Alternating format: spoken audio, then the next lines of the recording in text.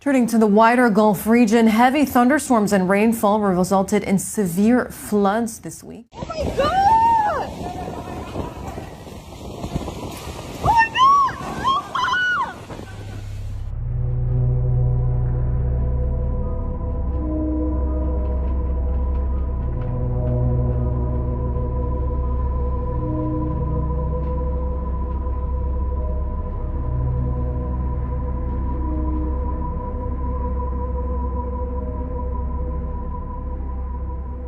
¿Es esto una señal de Dios o simplemente una tragedia más que el mundo quiere olvidar? Hace solo unas horas, algo grave ocurrió en Jerusalén, una ciudad que no es cualquier lugar del planeta. Lo que pasó sacudió a millones, dejó preguntas sin respuesta y despertó antiguas advertencias que están escritas desde hace siglos. No estamos hablando de política, ni de rumores exagerados.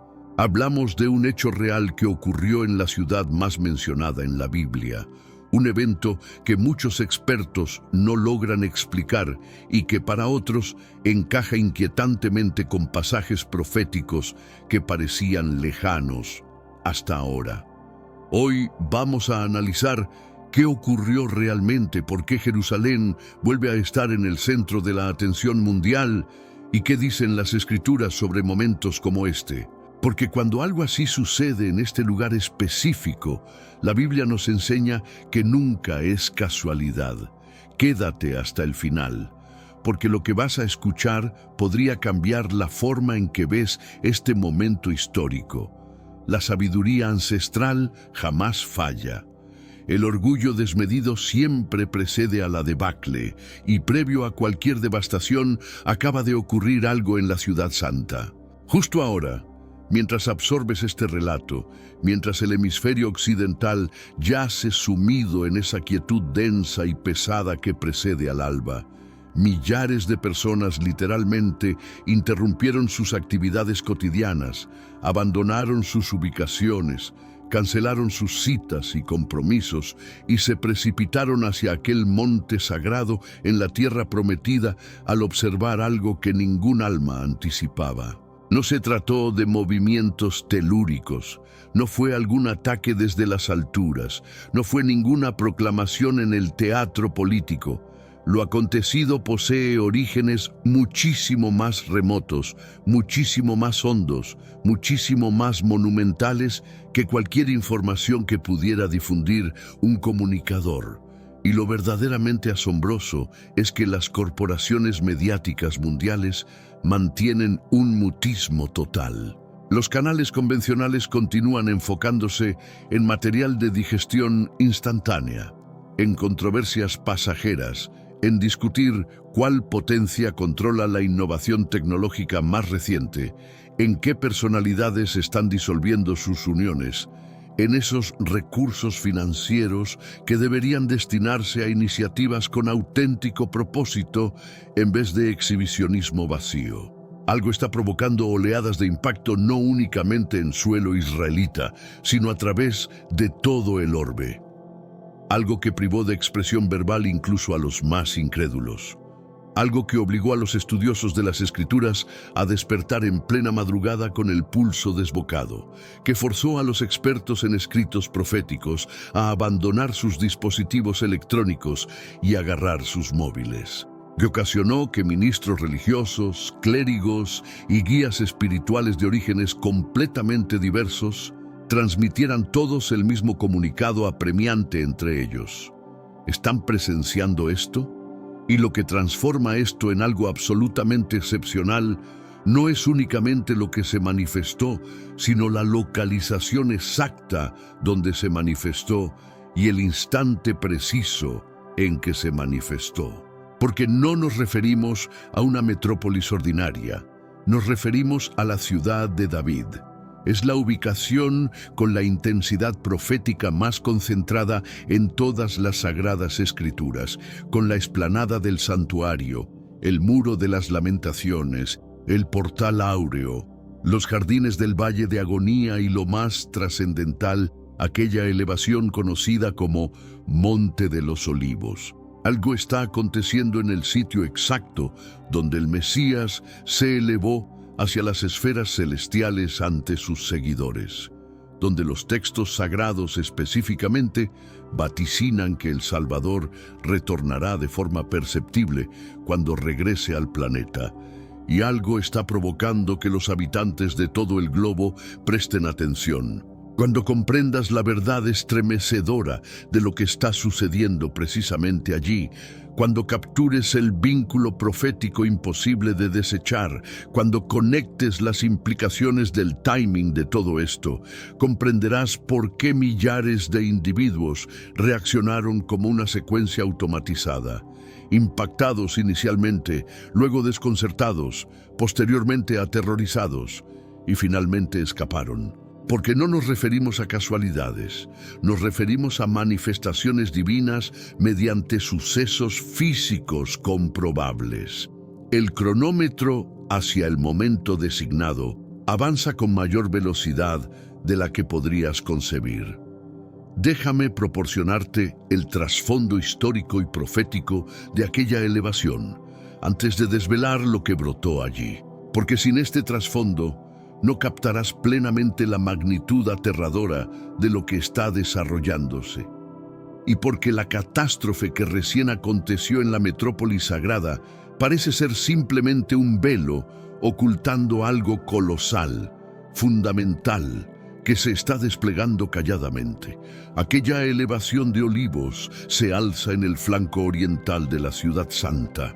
Dividido de la urbe ancestral por la depresión del torrente Cedrón, su cordillera alcanzando cerca de 827 metros en su cúspide más elevada, brinda una perspectiva amplia de la ciudad davídica y de la plataforma del santuario, pero su auténtico peso no se cuantifica en elevación ni en posicionamiento geográfico. Este monte está saturado, estrato tras estrato, con crónica sagrada, interpretación profética y advertencia espiritual. Fue en esta misma pendiente, bajo la sombra de la ciudad, que el Todopoderoso seleccionó para su reputación, donde el monarca Salomón, a quien nombraban Jedidías, el predilecto del Señor conforme al segundo registro de Samuel, se precipitó en la transigencia más honda de su existencia. Aunque equipado con discernimiento inigualable, su espíritu se extravió cuando sus múltiples consortes foráneas lo inclinaron hacia la veneración de deidades vetadas. Astarté de los sidonios, Quemos de los moabitas y Moloc de los amonitas, según narra el primer registro de los reyes. Y en transgresión directa del decreto divino, Salomón erigió altares en el propio monte de las aceitunas. Altares que se levantaron como laceraciones en la misma ladera oriental de la ciudad sagrada. Lo que inició como pactos diplomáticos y apetitos indulgentes pronto erosionó los pilares espirituales de la nación. El soberano que debía pastorear a Israel hacia la santidad se transformó en cambio en un relato de precaución sobre fidelidad fragmentada y santuario contaminado. Aquella elevación de olivos se volvió testigo mudo, un sitio elevado donde el perfume de la idolatría ascendía junto al recuerdo del privilegio divino malgastado. No obstante, esta misma montaña se convertiría posteriormente en un santuario íntimo para el Nazareno durante su ministerio terrenal. El evangelista Lucas nos relata que diariamente impartía enseñanzas en el recinto sagrado y cada anochecer se retiraba para pernoctar en aquella elevación de olivos. Era el lugar donde se apartaba de las masas para mantener comunión con el Padre Celestial. Y al pie de ese mismo monte, en los jardines de la prensa de aceite, penetró en la tribulación más tenebrosa de su vida, suplicando hasta que su transpiración descendía como gotas escarlata, sometiéndose a la voluntad paternal en vísperas del madero. La perfidia lo halló en ese lugar. Las tropas lo capturaron en ese lugar. Aquella elevación de olivos soportó el peso de su congoja antes de que el cosmos contemplara el peso de su ofrenda. Pero la montaña también atestiguó esplendor. Posterior a su resurrección, fue desde aquella elevación de Olivos que el Cristo se elevó hacia los cielos según el manuscrito de los Hechos. Los seguidores permanecieron petrificados mientras ascendía frente a su visión, alzado hacia las formaciones nubosas, hasta que emergieron dos mensajeros angelicales con una declaración que aún reverbera a través de cada generación. Este idéntico Jesús retornará de la idéntica forma que lo han contemplado partir.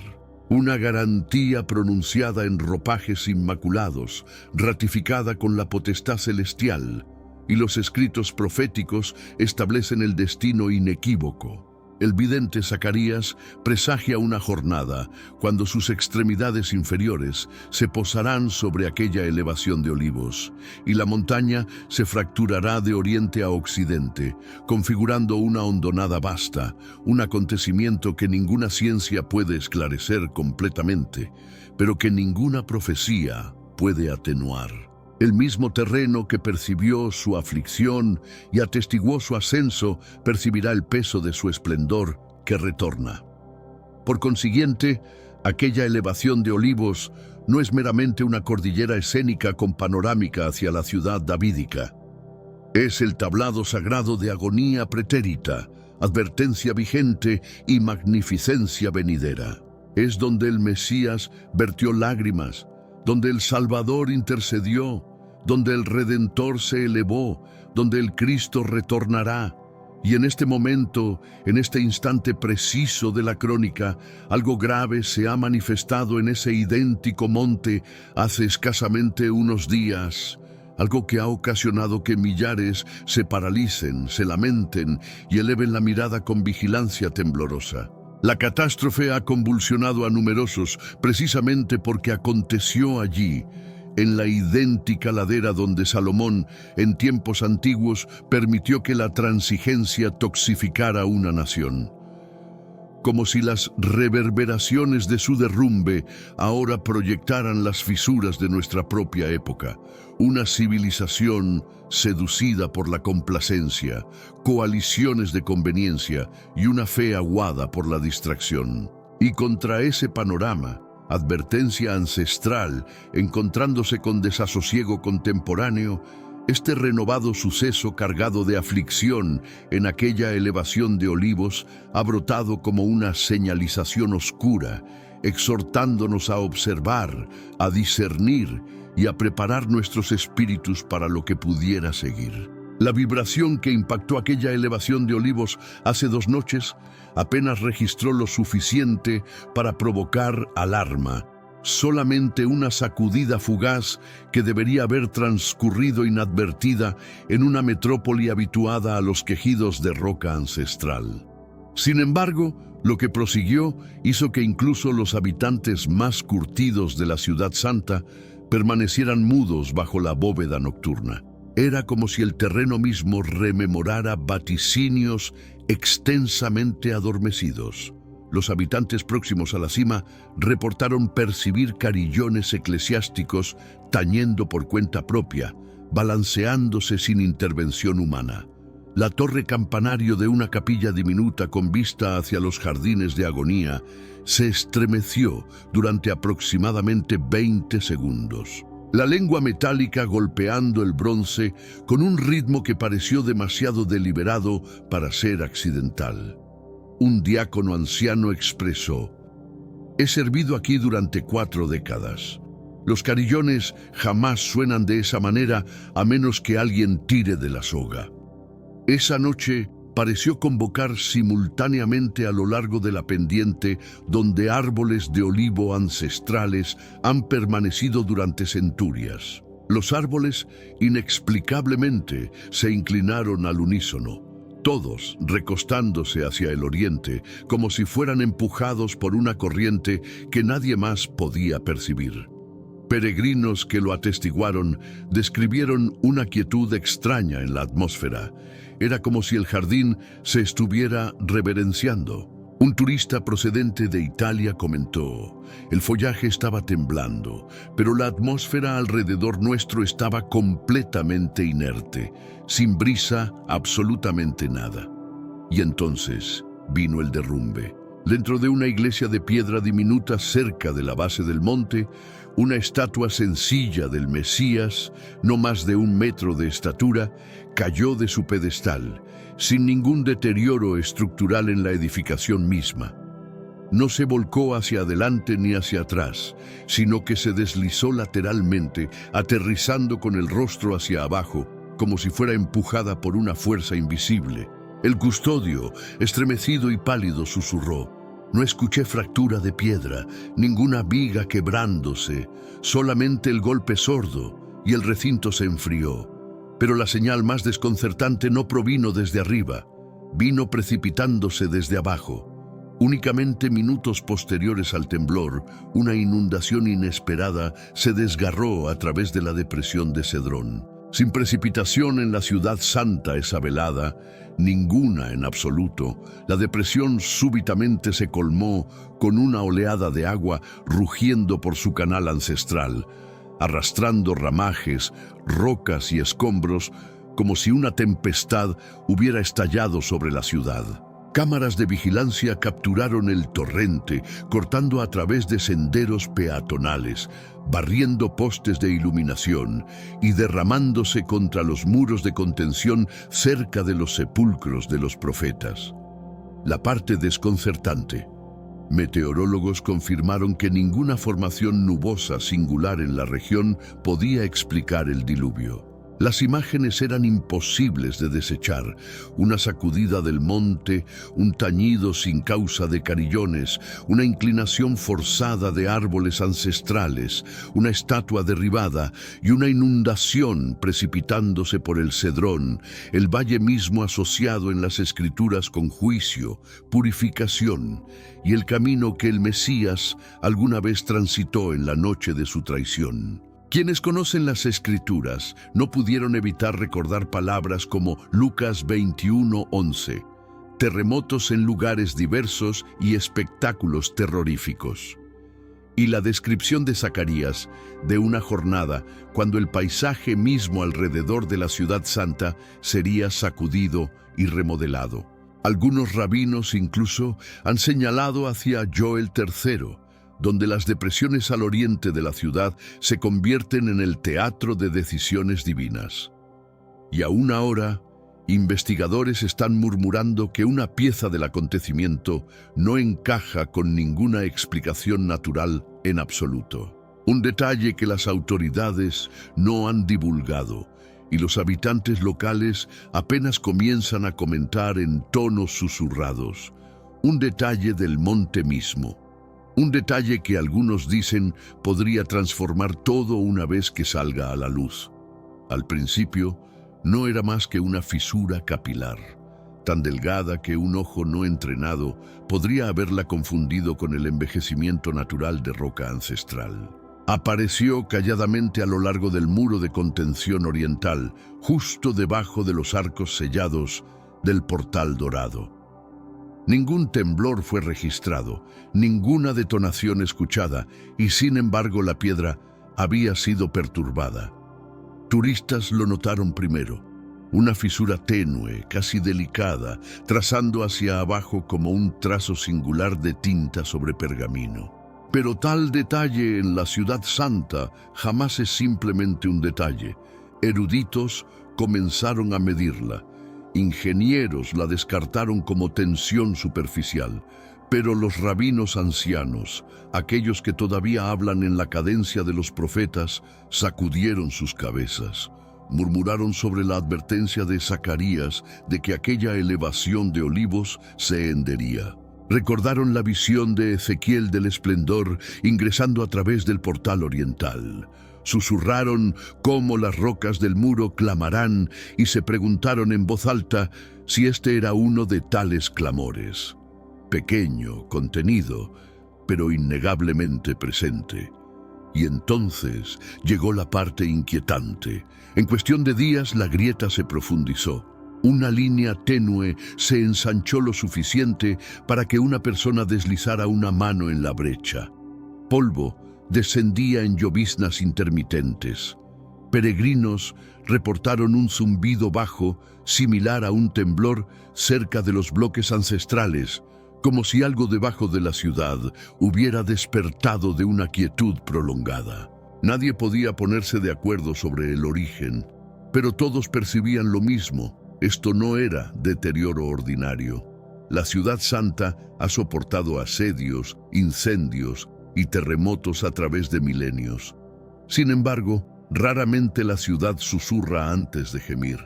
Raramente la advertencia llega tan sutilmente, pero tan puntualmente grabada en sus propias rocas. Para aquellos con ojos entrenados por las Escrituras, el simbolismo era imposible de desechar.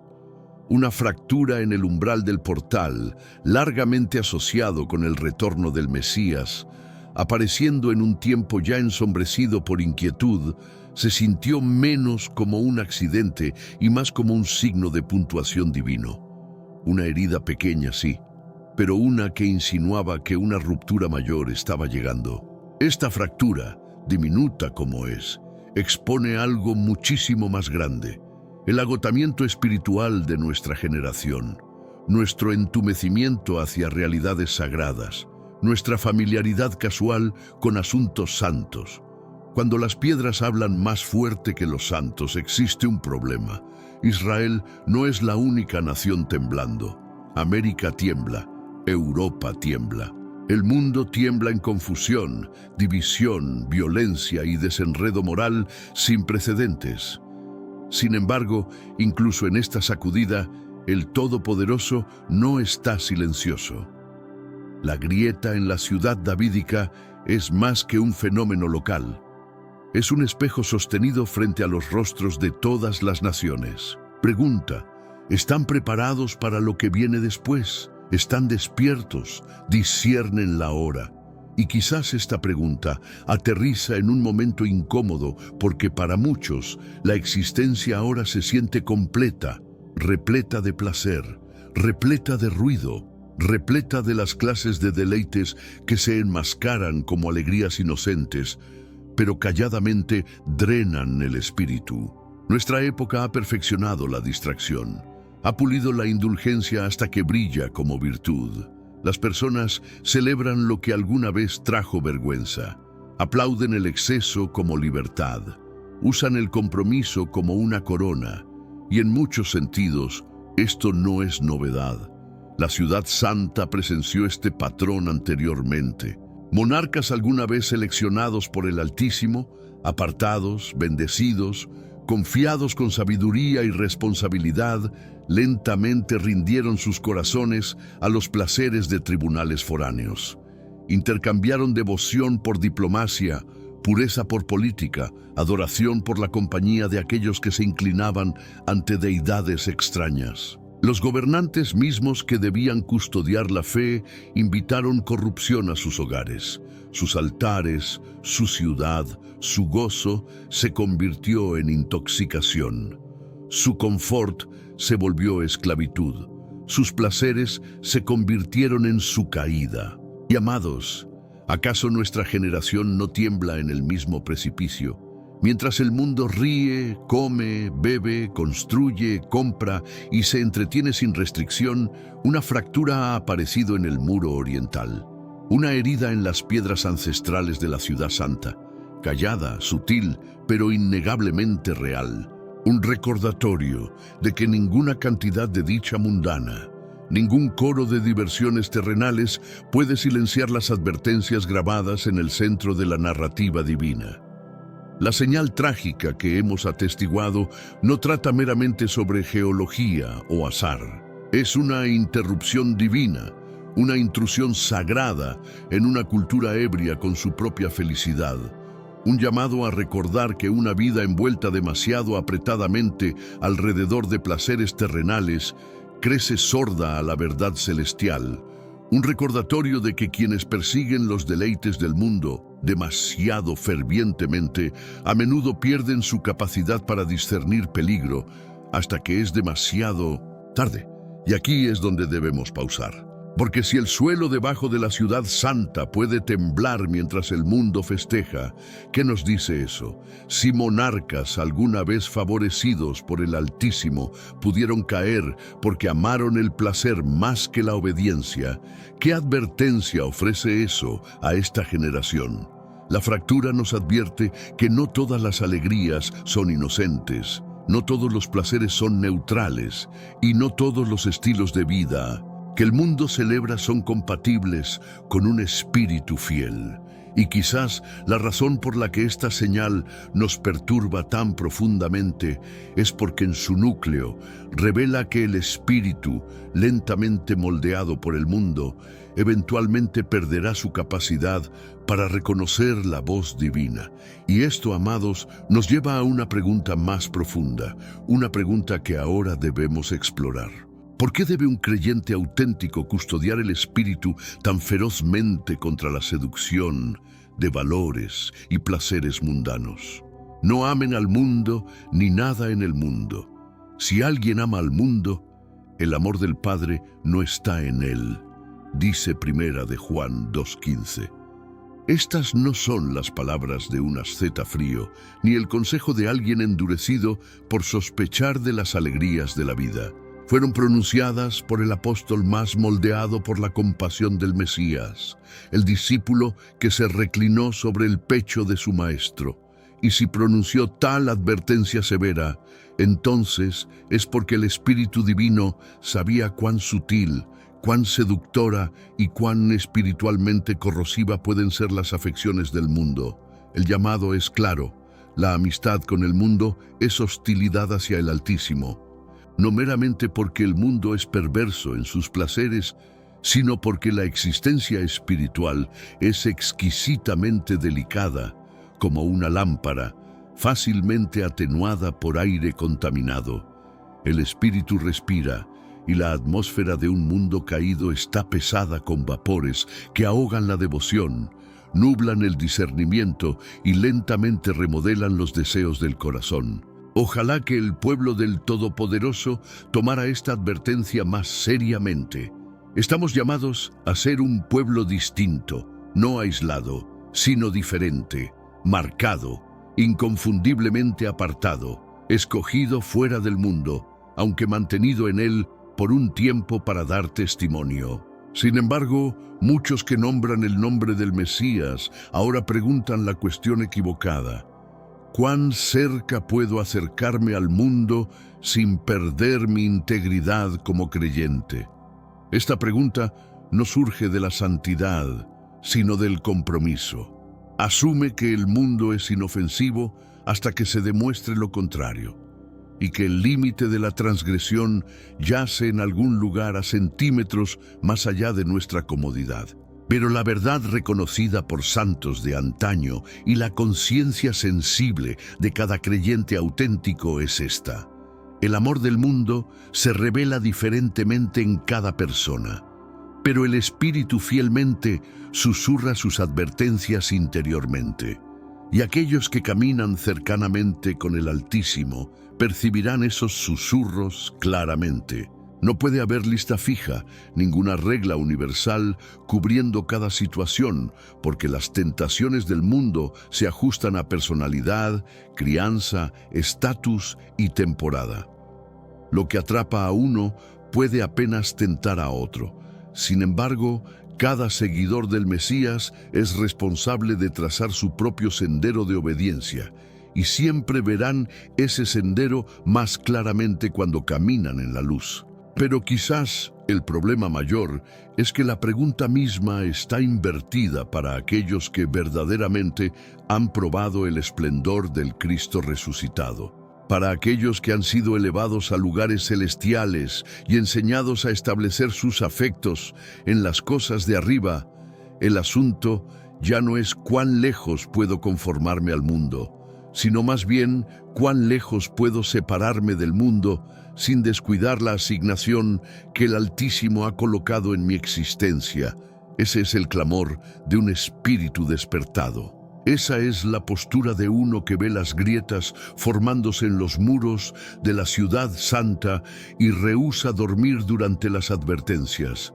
Ese es el corazón de uno que sabe que los placeres del mundo no son meramente distracciones, son venenos lentos, cadenas endulzadas, trampas doradas, elaboradas para atenuar los sentidos y desconectar el espíritu del Todopoderoso.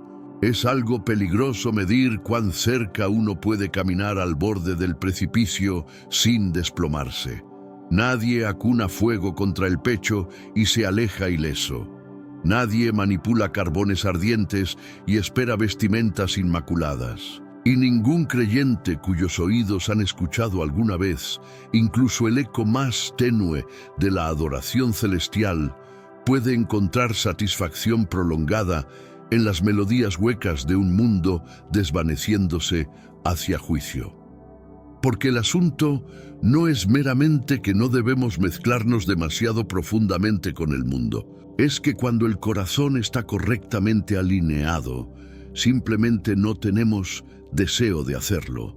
El camino angosto puede ser empinado, solitario y a menudo espinoso. Sin embargo, es más dulce para los redimidos que cualquier carretera amplia, brillando con 1000 invitaciones. El espíritu que ha probado la alegría que el Mesías otorga encuentra los placeres del mundo no solamente superficiales, sino extrañamente amargos.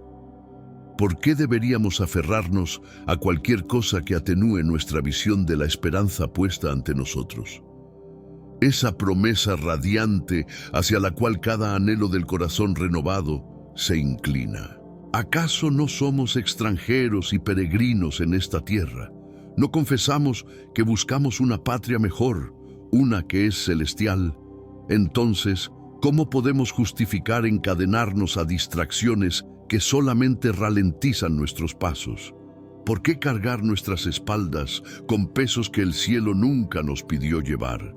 ¿Por qué demorarnos entre diversiones que suavizan la convicción y acallan la voz del Espíritu?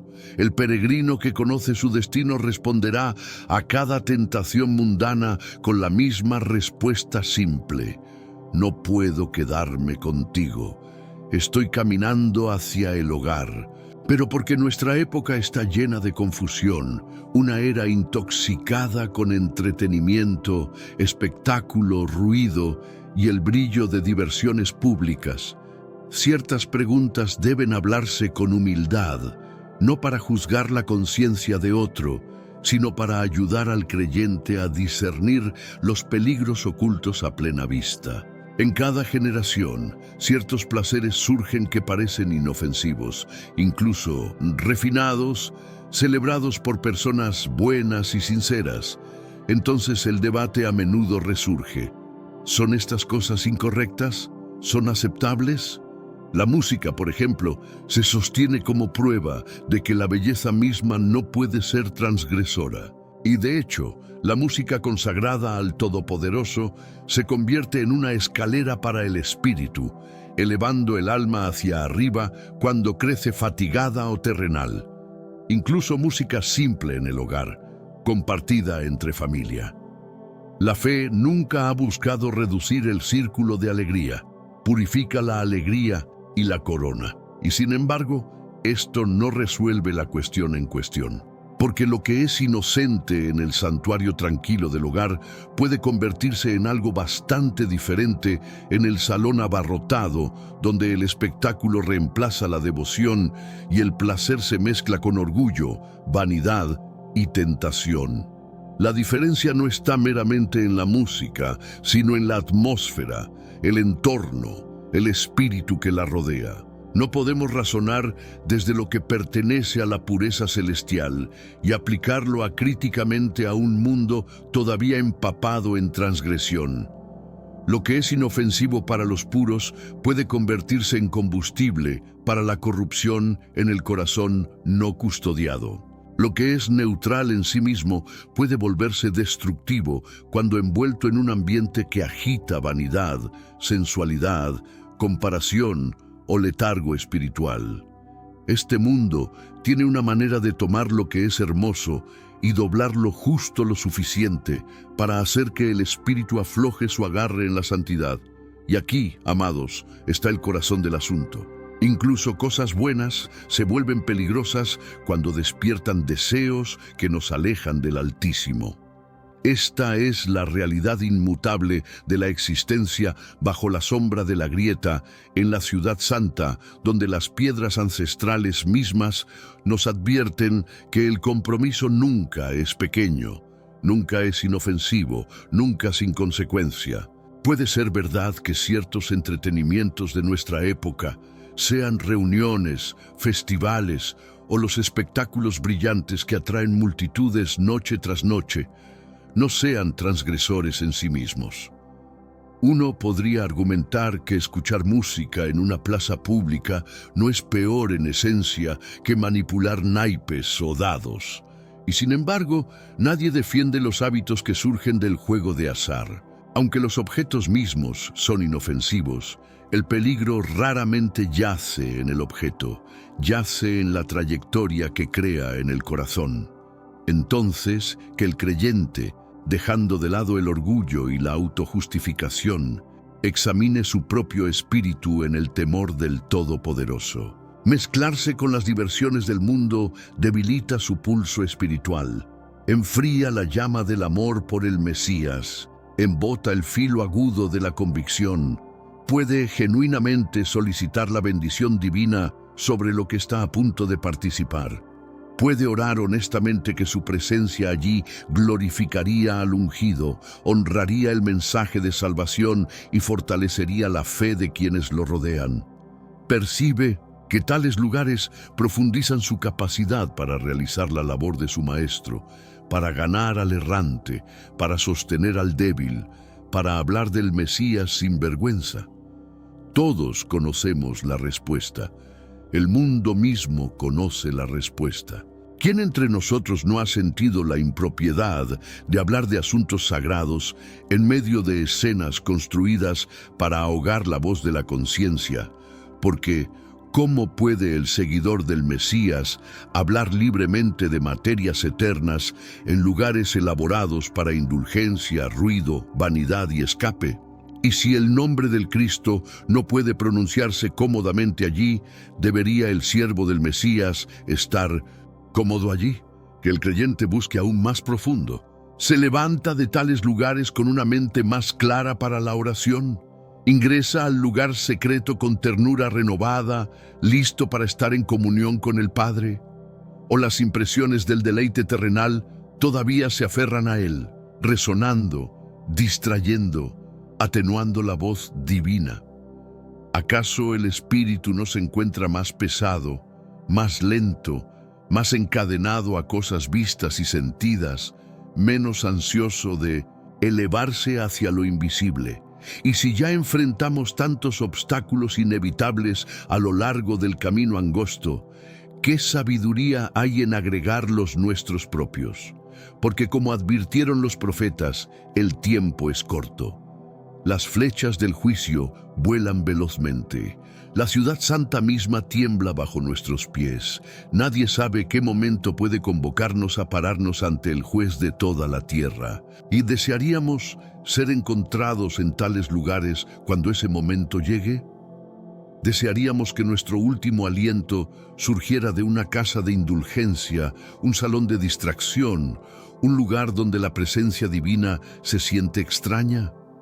Incluso si un creyente se siente personalmente seguro, incluso si piensa que no está dañado, permanece una regla superior. Todas las cosas son permisibles, pero no todas son beneficiosas. Pablo se abstuvo incluso de cosas inocentes cuando amenazaban hacer tropezar a un espíritu más débil. ¿Cuán diferente podría lucir nuestro mundo si más seguidores del Mesías caminaran con su cuidado, su restricción, su precaución sagrada? Porque cuando un creyente profesante cruza el límite entre devoción y distracción, el mundo lo ve instantáneamente. El mundo, aunque corrupto, tiene ojo agudo para detectar inconsistencia. Nota la grieta más leve en el carácter del seguidor del ungido y le damos razón para descartar la seriedad de la fe que proclamamos. Y una vez que comenzamos a ceder a los placeres del mundo, ¿dónde trazamos la línea? Si permitimos esto, ¿por qué no aquello?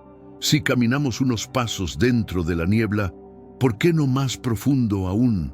Así sucede que un pequeño compromiso acalla la convicción, una concesión atenúa la voz del espíritu, una indulgencia lleva a otra hasta que el alma se desliza más lejos del Todopoderoso de lo que jamás pretendió oír. Y aquí, amados, está la pregunta más solemne. ¿Hemos quizás sin intención desviado a alguien más con nuestro descuido? Alguien de corazón tierno, cercano al arrepentimiento, devuelto atrás por la visión de nuestro compromiso. Que cada lector traiga estos asuntos a la oración. Colóquelos ante el Altísimo honestamente. Pregúntenle si estas indulgencias fortalecen o debilitan su espíritu, aligeran o pesan sus pasos, edifican o derriban su caminar con el Mesías. No juzgamos la libertad de otro. El Todopoderoso lo prohíba, pero amorosamente suplicamos a los santos considerar si tales senderos, incluso si se sienten seguros, sutilmente erosionan la existencia espiritual y hacen el camino angosto más duro, más oscuro y más confuso para los más débiles que siguen detrás. Pero cuando todo está dicho y hecho, todo retorna a un lugar. El corazón es la cámara oculta donde cada elección se concibe, cada afecto se forma, cada lealtad se revela. Si la raíz es sana, el fruto no mentirá. Si el manantial está limpio, la corriente fluirá clara. Y a menos que el corazón sea rendido en las manos del único que puede rehacerlo, ninguna cantidad de restricción externa traerá santidad duradera. Cuando Él se convierte en el verdadero norte de nuestras afecciones, el brillo de este mundo pierde su atracción y el imán del Espíritu se estabiliza hacia Él con una firmeza que ningún placer terrenal puede sacudir.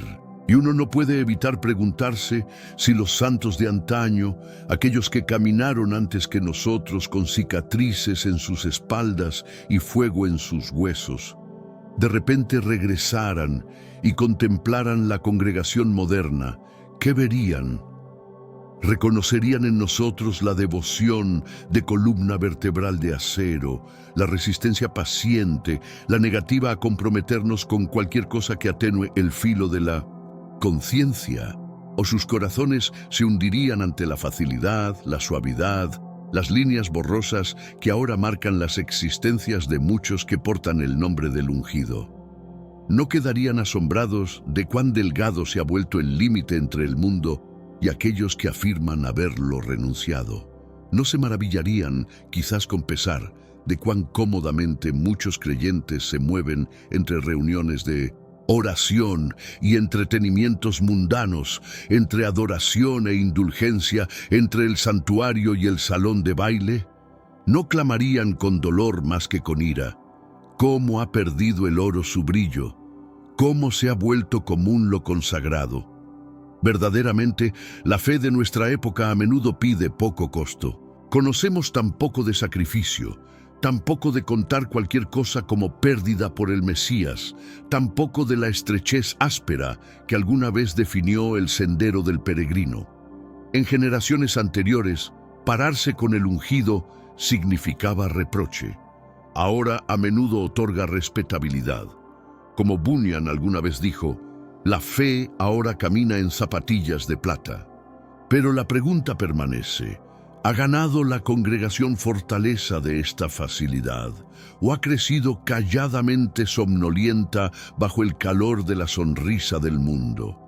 Porque la calma que adula puede ser más peligrosa que la tormenta que hiere, y el río que fluye ancho y gentil puede ser el que lentamente desvía el bote. Si la fisura repentina de la ciudad santa nos advierte que las naciones pueden derivar hacia el juicio sin notar el suelo desplazándose debajo de ellas, entonces, ciertamente, la congregación no debe derivar de la misma manera silenciosa. Que ella se cuide de demorarse en las llanuras de Sodoma, contemplando, retrasándose, vacilando en lugar de presionar con lomos ceñidos hacia el refugio que el Altísimo ha designado. porque aquel que camina entre los candelabros todavía examina a su pueblo, y sus pasos nunca son apresurados, pero nunca son inciertos, que ninguna congregación asuma que el novio se demora. Y porque la congregación no es una multitud sin rostro, sino un tapiz tejido de corazones individuales, cada creyente debe volverse hacia adentro y preguntar si su conciencia se alinea con la palabra que profesa seguir. No dudes en pararte abiertamente, firmemente y sin disculpas en el lado del Señor. La obediencia que te separa del mundo no te empobrecerá, te anclará. La paz prometida a aquellos que salen y son separados es una paz que el mundo no sabe cómo dar porque no puede. La alegría llena de esplendor no florece en el suelo medio sombreado del compromiso. Avanza. No te conformes con una versión delgada y miniatura de existencia como seguidor del Mesías. Un nombre sin poder, una profesión sin profundidad. Busca la plenitud del pacto que el ungido selló con su propia sangre. Bebe del pozo que nunca se agota y ya no tendrás sed de los estanques salobres del mundo. Ora para estar arraigado, establecido y fortalecido, no como una caña temblando con cada ráfaga, sino como un árbol profundamente plantado cuyas ramas crecen pesadas con buen fruto. Vive de tal manera que quienes te rodean puedan decir, sin que tú pronuncies una palabra, a quién perteneces y a quién sirves. Recuerda que cada soldado bajo el estandarte del Mesías está llamado a luchar contra tres enemigos implacables: la transgresión, el mundo y el adversario. Vístete con la armadura que el Todopoderoso mismo provee. Que el ungido en ti sea tanto tu valor como tu clamor. Que la esperanza de la corona puesta ante ti dé forma a cada paso, porque esta es la victoria que vence al mundo, no a través de fuerza, no a través de intelecto, sino a través de fe. Una fe que mantiene un pie ya en el reino invisible, para que cuando finalmente llegue el llamado, la tierra más allá del velo no se sienta extraña, sino hogar. La ciudad santa siempre ha sido una metrópoli donde los susurros llevan el peso de profecías, o así llamaba el precursor de la devastación. Y hoy permanecemos ante uno de tales susurros. Una fisura capilar tan delgada al principio que parecía inconsecuencial, apareciendo debajo del portal oriental sellado. Una grieta que lentamente se ensanchó, se profundizó y se presionó en la conciencia de un mundo observador. Algunos la descartan como tiempo y presión, otros la llaman coincidencia, pero hay aquellos, eruditos, pastores, rabinos, peregrinos, cuyos corazones tiemblan ante la vista porque reconocen que incluso el movimiento más pequeño en la ciudad davídica raramente sucede sin significado. Comencemos donde las Escrituras nos enseñan a comenzar, con humildad. El Todopoderoso a menudo escoge las cosas pequeñas para confundir a los poderosos, el susurro para confrontar la tempestad, la semilla de mostaza para mover montañas, y sí, la grieta en la piedra para despertar a una generación dormida. Cuando los primeros peregrinos notaron la fractura, pensaron poco en ello. La ciudad santa es antigua. Las piedras se desplazan, el clima desgasta, la existencia continúa. Pero cuando el polvo comenzó a caer en corrientes delgadas, cuando la grieta se presionó más profundamente, como si algo debajo de la ciudad exhalara por primera vez en eras, y cuando el zumbido tenue, sutil pero inconfundible, fue reportado por aquellos que permanecían cerca de los muros ancestrales, la ciudad se detuvo porque la ciudad santa recuerda. Esta es una metrópolis cuyas piedras han atestiguado coronaciones y crucifixiones, exilio y retorno, triunfo y tragedia. Estas rocas han sobrevivido a reyes, imperios y ejércitos, y entonces cuando se mueven incluso ligeramente, las personas escuchan. Sin embargo, más allá de lo físico, yace una corriente subterránea espiritual, un sentido de que esto no es meramente geología, sino un gesto. no un accidente, sino un eco. Amados, los profetas de antaño hablaron no solamente a través de palabras, sino a través de señales. Y a veces el Todopoderoso mismo usó señales tan quietas que solamente los espiritualmente despiertos las escucharon. Elías esperaba al Altísimo en el fuego, en el viento, en el terremoto, pero lo halló en una voz apacible y delicada. ¿Y si la grieta junto al portal oriental es una de tales voces? Para comprender el peso de esto, debemos comprender el portal mismo.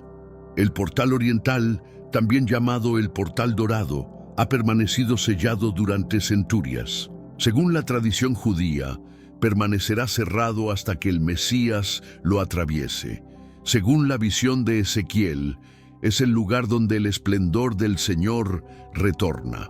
Entonces, cuando una fractura comienza en el umbral de ese mismo portal, en un momento de inestabilidad global, cuando conflictos se tensan como cuerdas alrededor de la ciudad, y cuando Israel enfrenta presiones internas y externas diferentes a cualquiera en memoria reciente, ¿qué debemos pensar? Algunos pueden decir coincidencia, pero los fieles dicen, presten atención. Ezequiel escribió: y el esplendor del Señor entró en la casa por el camino del portal, cuya perspectiva es hacia el oriente.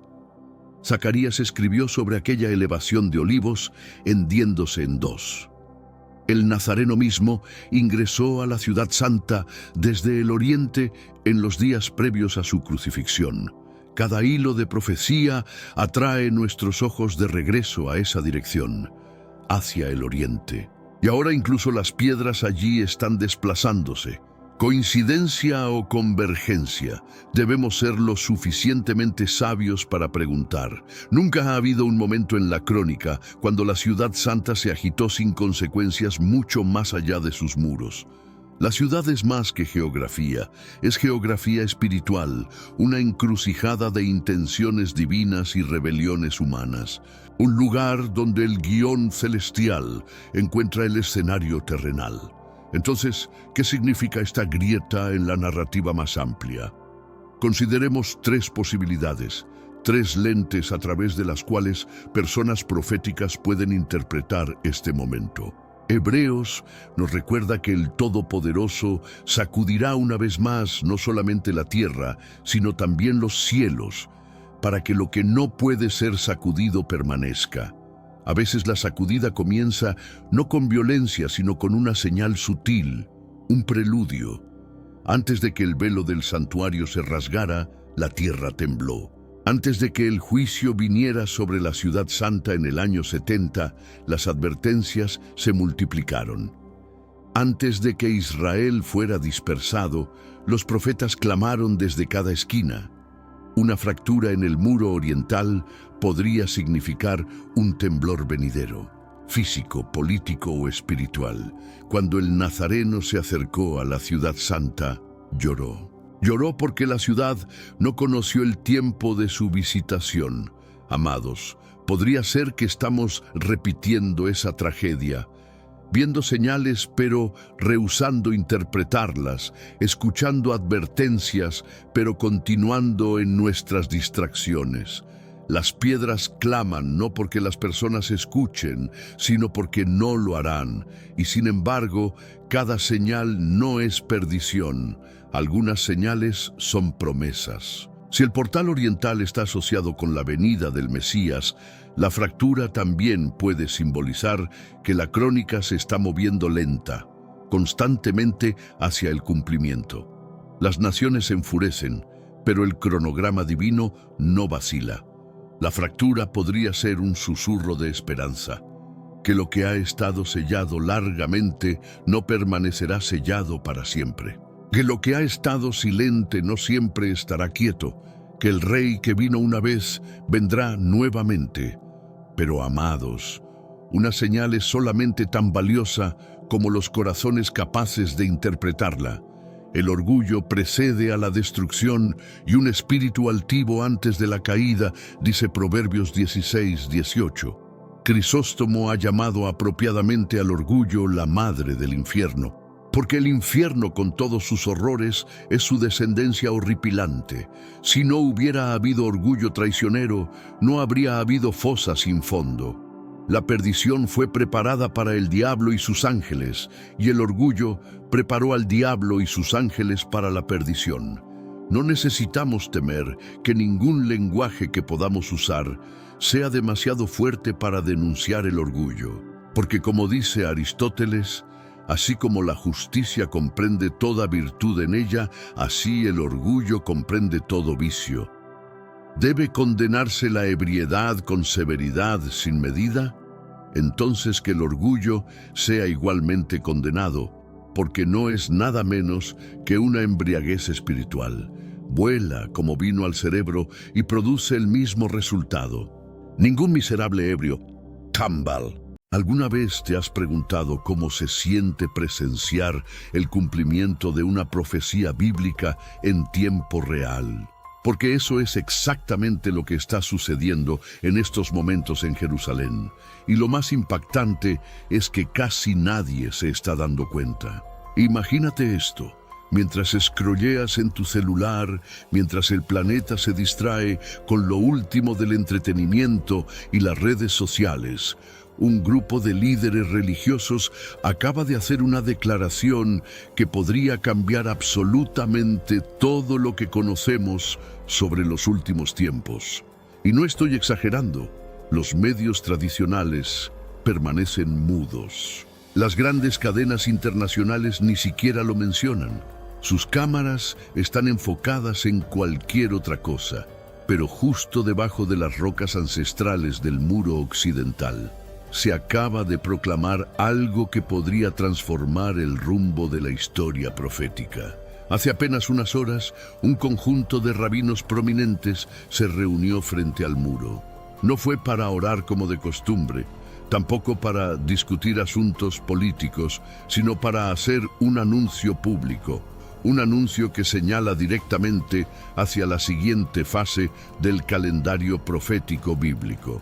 Se pararon en la sombra del monte del templo, el mismo terreno donde Salomón levantó el primer santuario, donde Jesús enseñó a las multitudes y donde las Escrituras dicen que se desarrollarán los acontecimientos finales de la humanidad. Y allí declararon que ha llegado el momento de prepararse para reconstruir el templo.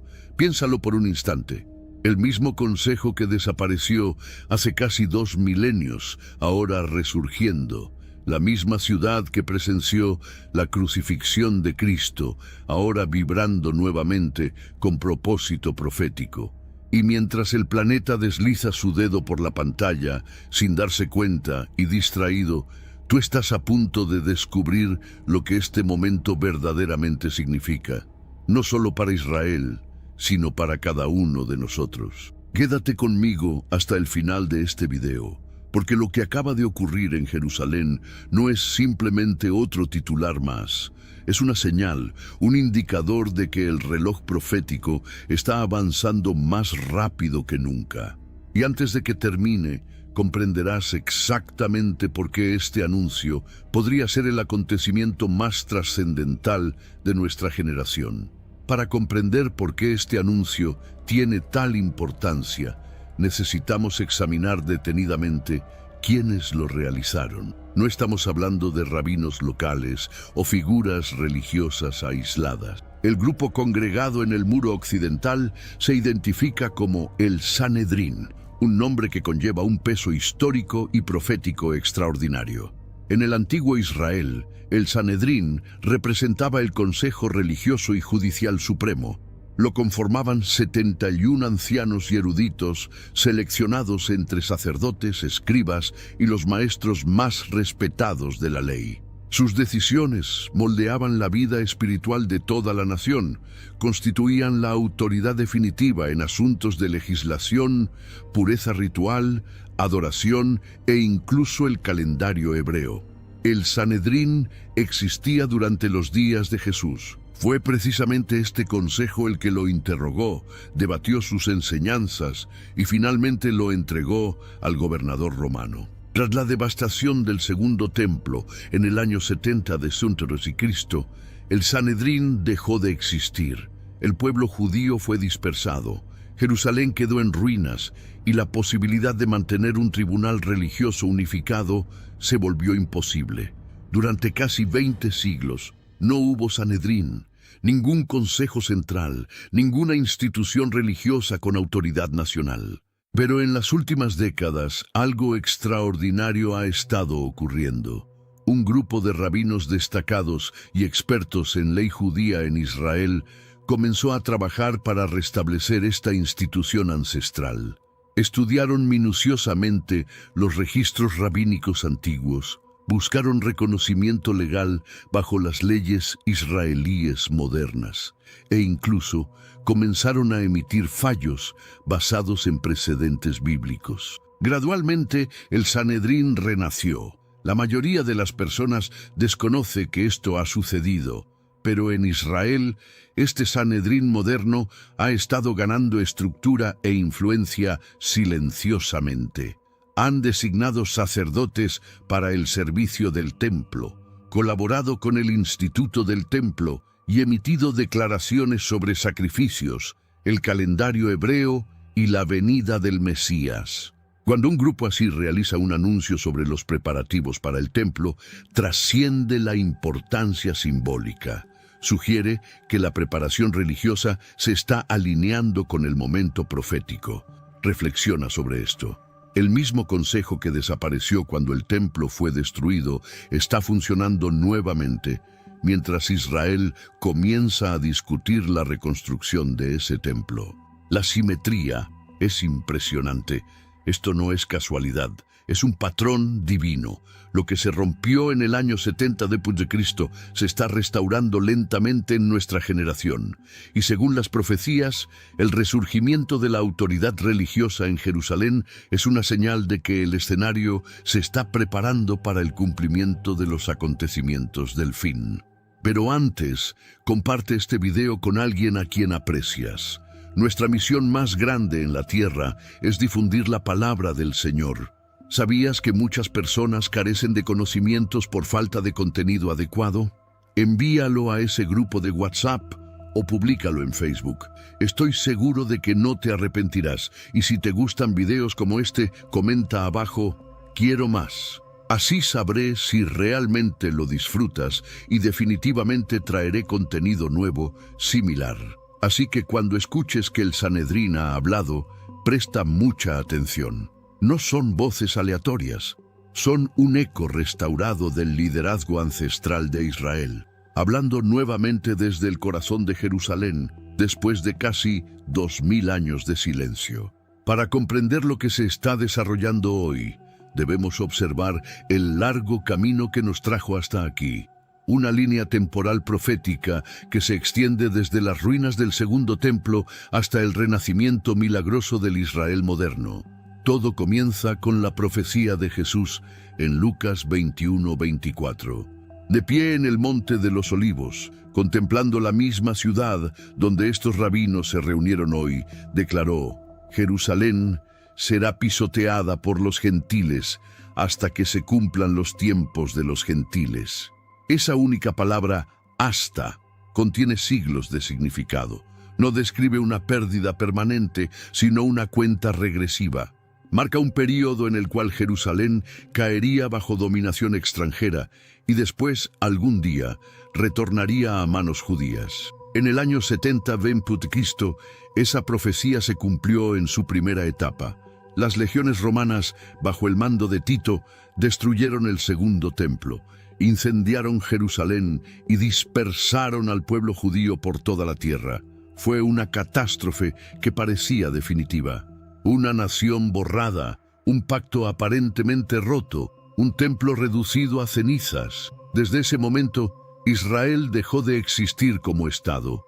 Durante casi 2000 años, el pueblo judío se convirtió en peregrinos, exiliados en tierras que frecuentemente se volvían hostiles contra ellos. Sin embargo, los profetas habían declarado que no terminaría así. Moisés, Isaías, Ezequiel, todos hablaron de un tiempo cuando Dios reuniría nuevamente a su pueblo en su tierra. Ezequiel 37 lo describió como huesos secos volviendo a la vida, y durante casi 20 siglos esa promesa parecía imposible. Entonces, en 1948, lo imposible sucedió. De las cenizas del Holocausto, el Estado de Israel renació. El hebreo, que había sido únicamente un idioma de escrituras y oraciones, se convirtió nuevamente en una lengua nacional. La tierra antigua, durante tanto tiempo árida y abandonada, comenzó a florecer y prosperar. El mundo presenció un milagro a escala geopolítica, profecía cumplida ante nuestros ojos, pero eso fue solo el comienzo. 19 años después, en 1967, durante la Guerra de los 6 días, Israel capturó Jerusalén, la ciudad que había estado fuera de sus manos durante casi 2 milenios. Cuando los soldados israelíes alcanzaron el muro occidental, lloraron abiertamente. Hombres endurecidos por la guerra se derrumbaron contra esas piedras, abrumados por la emoción. Sabían lo que acababa de suceder. Estaban parados en el cumplimiento de palabras escritas miles de años antes de su nacimiento.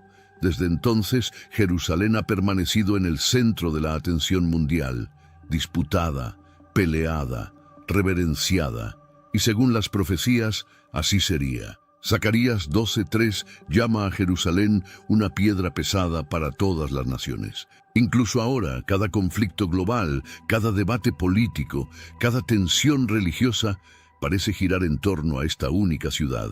Y eso no es aleatorio, es gravedad profética. La secuencia es clara: destrucción, dispersión, retorno, restauración. Cada paso exactamente como las Escrituras describieron. Y ahora la línea temporal alcanza su siguiente etapa: la preparación para el templo mismo. Las piedras están en su lugar, el pueblo está en casa, Jerusalén está bajo autoridad judía y el liderazgo religioso está hablando nuevamente desde el corazón de la ciudad. No estamos observando eventos aislados, estamos observando la continuidad de la profecía desarrollándose paso a paso. Una vez que comprendemos cómo la historia y la profecía han convergido, la siguiente pregunta se vuelve simple pero urgente. ¿Para qué exactamente se están preparando estos rabinos? La respuesta yace en décadas de trabajo silencioso y metódico que está ocurriendo en Jerusalén. Mucho antes de este último anuncio, un grupo de eruditos, artesanos y sacerdotes comenzó a reconstruir no el templo en sí, sino todo lo necesario para que funcione. En el centro de este esfuerzo se encuentra el Instituto del Templo, ubicado en la ciudad vieja de Jerusalén, a solo unos pasos del muro occidental. Desde la década de 1980, esta organización se ha enfocado en una misión: restaurar cada vasija, vestimenta y objeto ritual descrito en la Torá para su uso en el futuro templo. Si caminas por su museo hoy, lo verás. La menorá dorada, que pesa casi media tonelada, elaborada en oro sólido, lista para el servicio. El altar del incienso, la mesa de los panes de la proposición y las trompetas de plata descritas en Números y Éxodo, todas completadas según las dimensiones bíblicas exactas. Las vestimentas sacerdotales han sido tejidas con telas teñidas a mano, usando los mismos materiales prescritos en Éxodo 28, hilo azul, púrpura y escarlata bordado con oro. Incluso el pectoral del sumo sacerdote, que lleva 12 piedras por las 12 tribus de Israel, ha sido completado. Cada detalle ha sido investigado, medido y replicado. Pero la preparación no termina con los objetos, se extiende a las personas. Durante años, el Instituto del Templo ha estado identificando y entrenando a hombres que pueden rastrear su linaje hasta la tribu de Leví, descendientes directos de Aarón, el primer sumo sacerdote.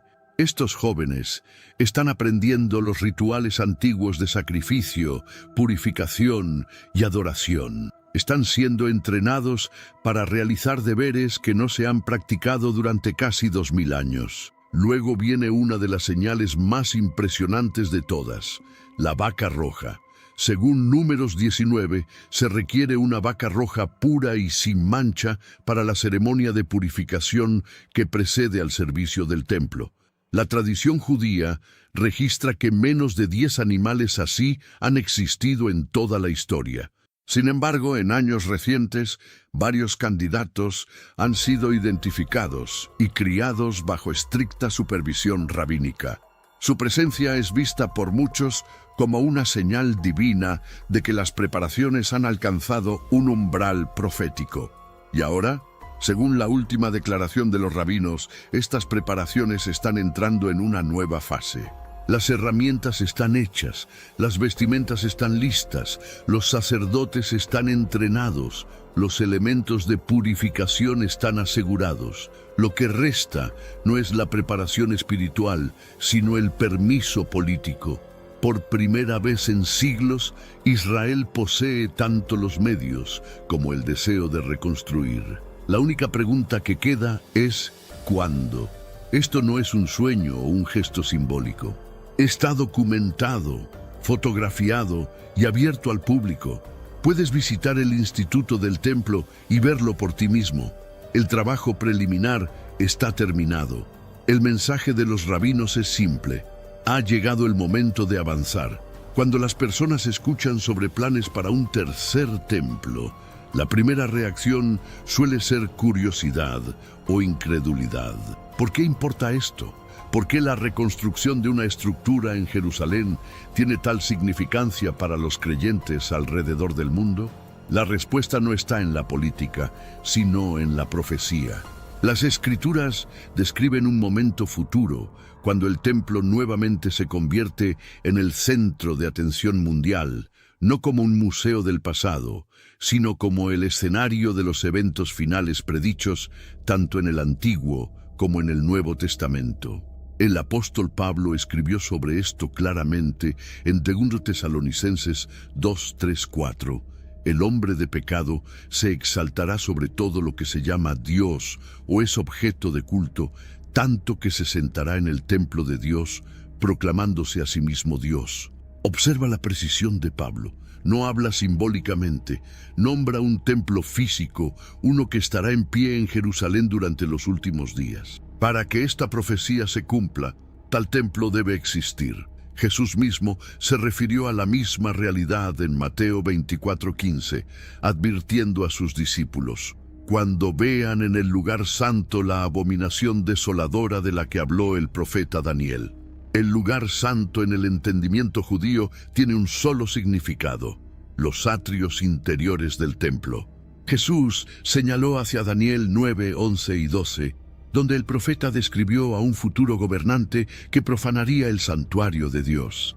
Siglos después, el apóstol Juan recibió una visión similar en Apocalipsis 11, 1, 2, donde se le dice: ve y mide el templo de Dios y el altar con sus adoradores, pero excluye el atrio exterior. Ha sido entregado a los gentiles. Ellos pisotearán la ciudad santa durante 42 meses.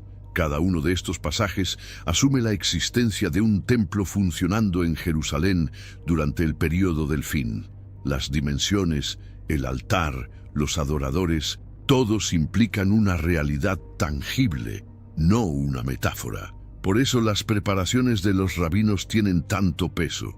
Ya sea que lo comprendan o no, cada vasija que elaboran, cada sacerdote que entrenan y cada declaración que hacen encaja dentro del marco descrito por los profetas y apóstoles. Desde la perspectiva de Dios, la historia avanza hacia el cumplimiento, no hacia la repetición. El primer templo construido por Salomón fue una morada para la gloria de Dios. El segundo templo estuvo en pie durante la primera venida de Cristo. El tercero estará mientras el mundo se acerca a su retorno. Para los creyentes, la significancia no es arquitectónica, es profética. La existencia de un nuevo templo señala el acercamiento de los mismos eventos que preceden la aparición de Cristo. Los rabinos se están preparando para una casa de adoración. Pero la profecía nos dice que antes de convertirse en el centro de restauración, se convertirá en el centro de confrontación. el lugar donde el engaño es revelado y la verdad es probada. Y esa confrontación ya está descrita con detalle extraordinario en la profecía de Daniel sobre un pacto de 7 años que comienza con paz y termina con traición. Para entender el propósito profético del tercer templo, necesitamos examinar una de las profecías más precisas y asombrosas de toda la Escritura: las palabras del profeta Daniel. En Daniel 9:27 escribió: Él confirmará un pacto con muchos durante una semana. A la mitad de esa semana pondrá fin al sacrificio y a la ofrenda. En lenguaje profético, una semana se refiere a un periodo de 7 años. Daniel está describiendo un pacto de 7 años, un acuerdo de paz o alianza que comienza con promesas y termina con traición. Durante casi 2500 años, los eruditos han debatido la identidad de quien hace este pacto. El consenso entre muchos que estudian la profecía bíblica es que Daniel se refiere a un futuro líder mundial, la misma figura que el apóstol Pablo después llama el hombre de pecado y Juan llama la bestia. Lo que hace extraordinaria la profecía de Daniel es su lógica. Dice que a mitad de este período de 7 años, este líder detendrá los sacrificios. Pero esa simple declaración conlleva implicaciones enormes. No puedes detener sacrificios a menos que hayan comenzado.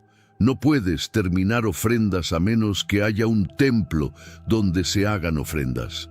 Las palabras de Daniel asumen que en algún momento del futuro, el pueblo judío restaurará el sistema de sacrificios descrito en la Torá, algo que no ha existido desde el año 70 de Cristo.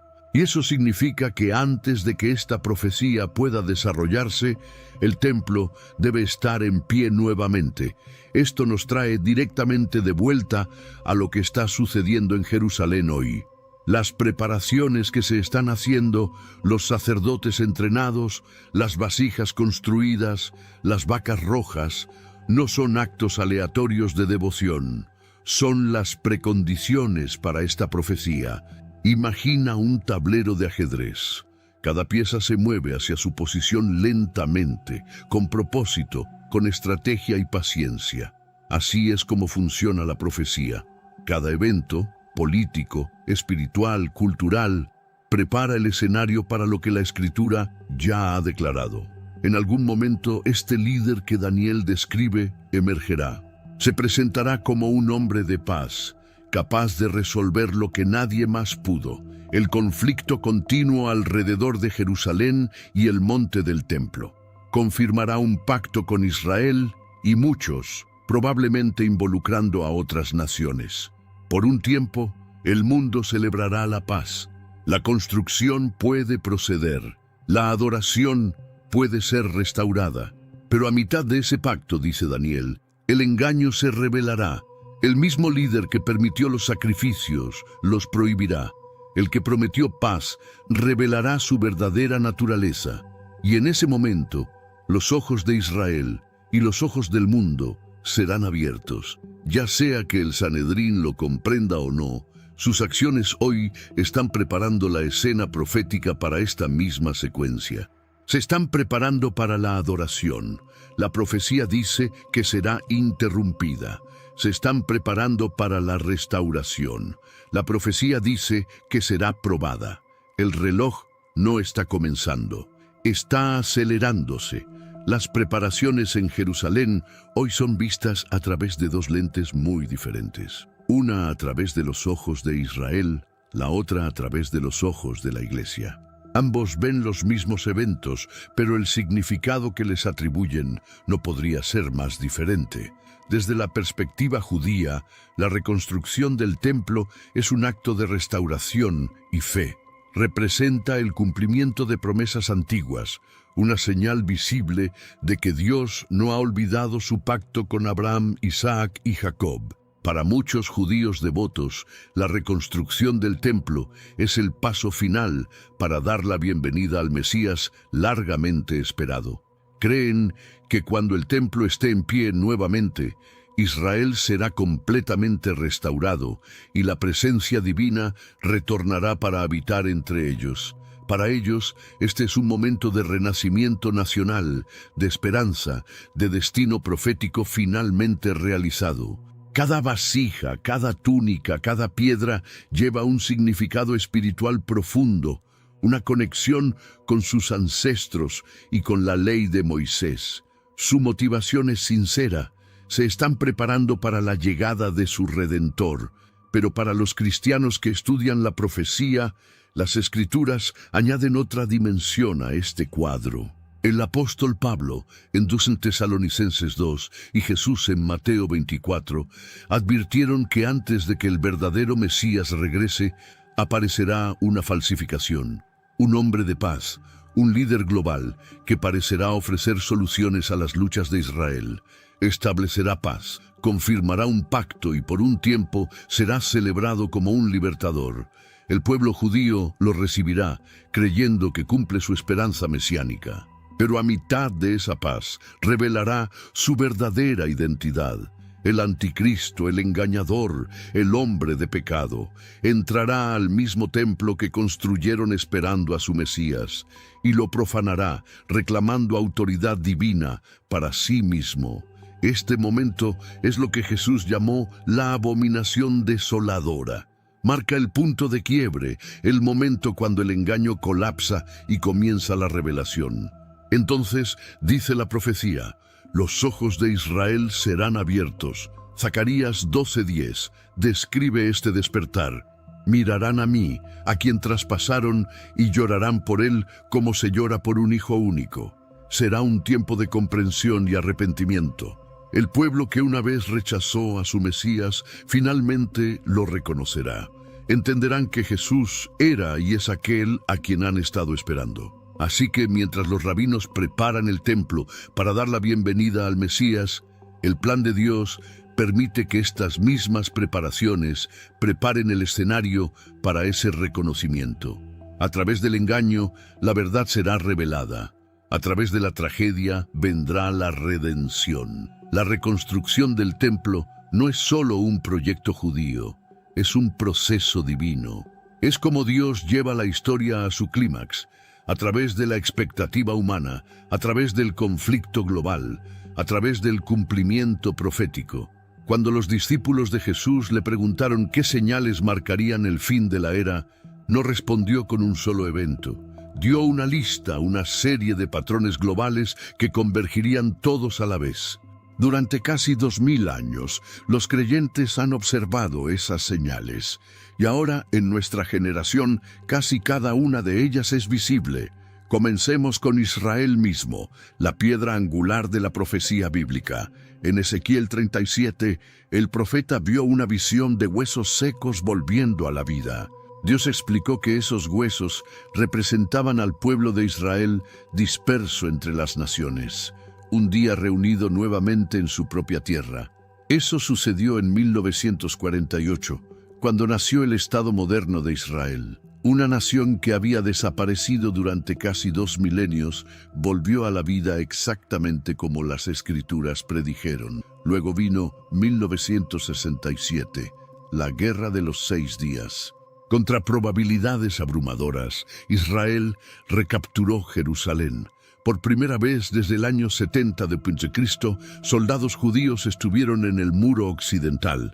Zacarías 12:3 llama a Jerusalén una piedra pesada para todas las naciones. Y hoy esa profecía continúa desarrollándose. La ciudad sigue siendo el pedazo de tierra más disputado en la tierra, peleado política, religiosa y espiritualmente.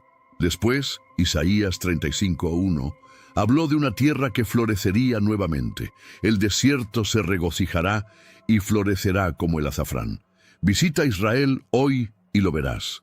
Desiertos convertidos en tierras de cultivo, irrigación reverdeciendo el Negev, exportaciones de frutas y flores floreciendo donde una vez dominó la arena.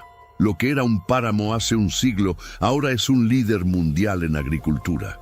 Luego está Daniel 12:4, donde el profeta dijo que en los últimos días muchos correrán de aquí para allá, y la ciencia se aumentará. Vivimos en el cumplimiento de ese versículo. En solo unas pocas décadas, el conocimiento humano se ha multiplicado más allá de toda medida. La inteligencia artificial, la comunicación global y los registros digitales han conectado al mundo de maneras inimaginables para generaciones anteriores. Mientras tanto, Mateo 24:14 dice que este evangelio del reino será predicado en todo el mundo, y entonces vendrá el fin. A través de satélites, internet y misiones globales, esa profecía se está realizando. El mensaje de Cristo ha alcanzado casi cada nación y la frontera final se está cerrando rápidamente. Y finalmente, Zacarías 12 advirtió que todas las naciones volverían sus ojos hacia Israel. Mira los titulares. Las Naciones Unidas debaten la existencia de Israel. Los países vecinos lo rodean y cada movimiento que hace domina la discusión global.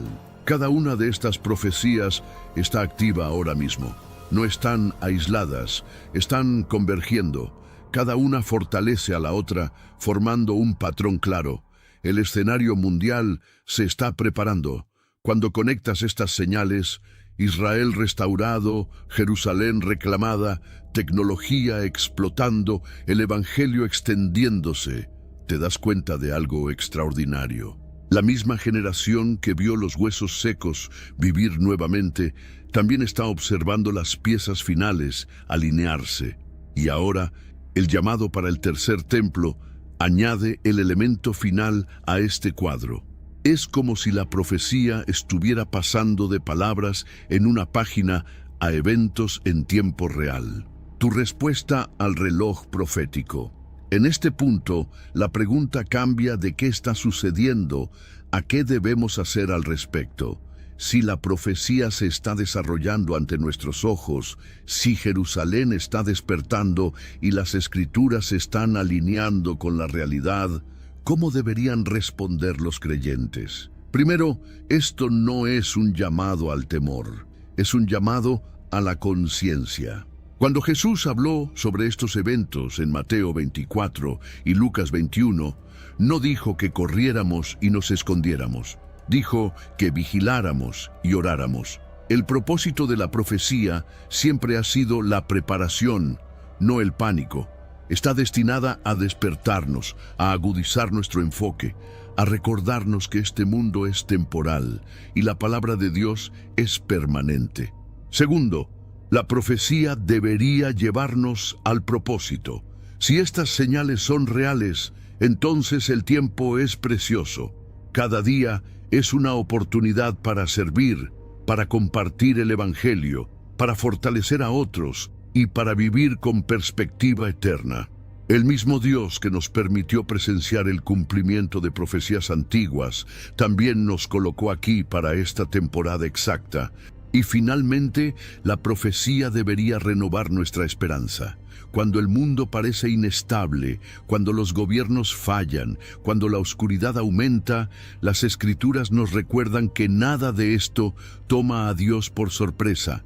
Cada titular, cada cambio en el poder global, cada declaración desde Jerusalén, todo es parte de una historia que termina en redención. El templo que se está preparando en Jerusalén puede algún día convertirse en el foco del conflicto global, pero para los creyentes también es un recordatorio de que el verdadero templo, la morada de Dios con su pueblo, está llegando. Apocalipsis 21 describe un día cuando no habrá más templo en el cielo, porque el Señor Dios Todopoderoso y el Cordero son su templo. Hasta ese día observamos, nos preparamos, vivimos con expectativa, porque la misma voz que dijo, Jerusalén será pisoteada hasta que se cumplan los tiempos de los gentiles, también prometió, vengo pronto. Así que deja que esa sea tu oración esta noche. Las mismas palabras escritas al final de la Biblia, el clamor de aquellos que entienden la hora. Sí, ven, Señor Jesús. ¿Y si te dijera que algo absolutamente escalofriante está sucediendo ahora mismo mientras vemos este video? Y si las profecías más aterradoras de todos los tiempos ya no son simplemente palabras en un libro antiguo, sino realidades que podemos ver con nuestros propios ojos cada día, te voy a contar algo que va a cambiar por completo la manera en que ves el mundo que te rodea. Prepárate, porque lo que estás a punto de descubrir no es solo una teoría ni una historia de ficción. Es algo mucho más perturbador. La manifestación de profecías ancestrales que están cobrando vida ante nosotros. ¿Has escuchado alguna vez sobre los jinetes más temidos de la historia? No me refiero a personajes de películas o novelas. Hablo de 4 figuras apocalípticas descritas hace 2000 años que, según las evidencias que vamos a analizar, ya han comenzado su terrible cabalgata por nuestro planeta. La visión que recibió Juan el Apóstol en la isla de Patmos sigue siendo una de las más impactantes jamás registradas. Transportado en espíritu hacia los cielos, presenció algo que helaría la sangre de cualquiera. El Cordero Divino rompiendo los sellos de un misterioso pergamino, liberando con cada ruptura fuerzas que cambiarían el curso de la humanidad para siempre. Imagínate la escena. Cada vez que un sello se fractura, emerge del vacío un jinete montado en su corcel. 4 caballos, 4 colores, 4 jinetes que representan los juicios más devastadores que pueden caer sobre la tierra. Y aquí viene lo más inquietante. Cada descripción de estos jinetes coincide de manera escalofriante con eventos que están ocurriendo en nuestro mundo contemporáneo. El primer jinete aparece montando un caballo blanco como la nieve recién caída. Su presencia podría parecer noble, incluso divina, pero las Escrituras revelan una verdad mucho más siniestra. Este jinete lleva en sus manos un arco, y sobre su cabeza descansa una corona que le fue otorgada como símbolo de su autoridad para conquistar. Pero espera, aquí hay un detalle que te va a dejar helado. Tiene el arco, pero ¿dónde están las flechas?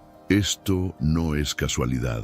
Este jinete no conquista inicialmente a través de la violencia brutal, sino mediante algo mucho más sutil y peligroso: el engaño, la manipulación, las promesas vacías envueltas en palabras dulces. ¿No te resulta familiar este patrón? Mírate alrededor del panorama político mundial actual. Líderes emergentes que aparecen como salvadores, prometiendo paz mundial y unidad global. Acuerdos diplomáticos que se firman con gran pompa, mientras las verdaderas intenciones permanecen ocultas en las sombras. Piensa en las alianzas internacionales que se están formando, especialmente en regiones históricamente conflictivas. Tratados de paz que se celebran con fanfarrias mediáticas, pero que dejan a millones de personas con una sensación inexplicable de inquietud. ¿Será posible que estemos presenciando los primeros movimientos del jinete del caballo blanco? La descripción bíblica sugiere que este personaje podría ser el precursor de una figura aún más siniestra: el anticristo mismo. Un maestro del engaño que conquistará corazones y mentes antes de revelar su verdadera naturaleza destructiva. Y si usted quiere recibir revelaciones y estudios exclusivos sobre las profecías y los misterios que aparecen en la Biblia, sepa que justo debajo de este video hay un botón que dice "Hacerse miembro". Al pulsarlo, usted podrá unirse a un grupo que recibe materiales y explicaciones que no se comparten públicamente, preparados con dedicación para quienes desean entender más la palabra. Pero la tranquilidad aparente que trae el primer jinete no dura mucho. Las Escrituras nos advierten que cuando el segundo sello se rompe, la ilusión de paz se desvanece como humo en el viento. Y entonces aparece algo verdaderamente aterrador: el segundo jinete. Este guerrero infernal monta un caballo del color de las llamas, rojo como la sangre derramada en los campos de batalla. Su misión es clara y devastadora: arrebatar la paz de la tierra y sembrar la violencia entre las naciones. En sus manos empuña una espada gigantesca, símbolo del conflicto armado que desatará. ¿Necesito recordarte lo que está pasando en nuestro mundo ahora mismo? Conflictos armados que parecían imposibles hace apenas unos años están desgarrando continentes enteros. Europa, que había disfrutado de décadas de paz, ahora tiembla ante el sonido de las sirenas de guerra. El Medio Oriente, esa región eternamente conflictiva, hierve con tensiones que amenazan con explotar en cualquier momento.